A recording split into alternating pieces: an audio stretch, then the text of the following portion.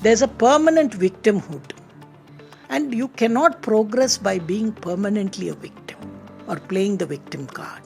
This was done for blacks. The same thing was brought for Dalits here. Video பார்த்துருப்பீங்கன்னு நினைக்கிறேன். இந்த வீடியோவில் என்ன சொல்கிறாங்க தெரியுமா?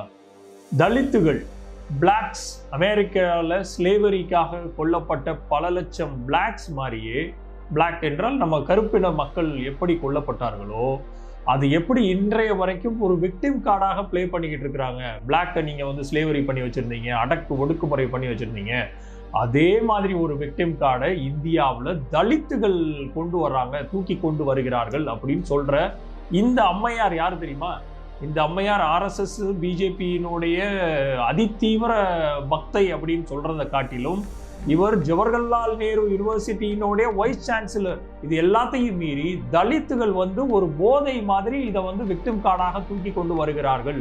இன்னமும் நீங்கள் வந்து ஃபார்வர்ட் கம்யூனிட்டி, அப்பர் கிளாஸ் வந்து எங்களை அடக்குகிறார்கள், ஒடுக்குகிறார்கள்னு இன்னும் அந்த போதையிலே ஏன் இருக்கிறீங்கிற ஒரு தெளிவான ஒரு கேள்வியை கேட்கிறார். இவருக்கு அவ்வளவு பெரிய ஒரு வன்மம் தலித்துகள் மேலே இருக்கிறத காட்டிலும் இவர்களுக்கு இருக்கிறது ஆதிக்கத்தினுடைய வெறி. அந்த ஆதிக்க வெறி இருக்குது பார்த்தீங்களா? ஃபார்வர்ட் கம்யூனிட்டின்னு சோ கால்ட் அப்பர் கிளாஸ், அந்த அப்பர் கிளாஸுக்கு இருக்கக்கூடிய ஒரு வெறி.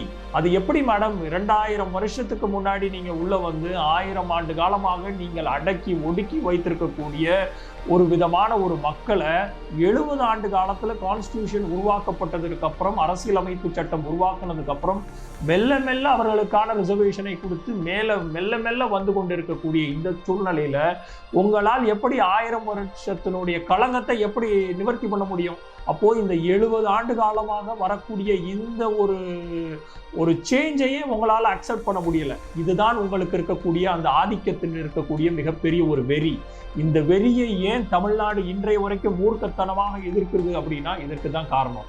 ஒட்டுமொத்தமாக நீங்கள் அடக்கி ஒடுக்கி வைத்திருக்கக்கூடிய மக்கள் அவர்களுக்கான வலியையும் வேதனையையும் போராட்டத்தையும் ஒவ்வொரு நாளும் ஒவ்வொரு இடத்துலையும், அது ஆரம்பத்தில் பிறக்கிற குழந்தையிலிருந்து மயானத்துக்கு போகக்கூடிய, சுடுகாட்டுக்கு போகக்கூடிய, எரிமேடைக்கு போறது வரைக்கும் அந்த தலித்துகளுடைய போராட்டம் இன்றைய காலம் வரைக்கும் இருக்குது. இவர்களுடைய வேதனையை உங்களுக்கு சொன்னா அது வந்து போதை, அது வந்து ஒரு விக்டிம் கார்டு.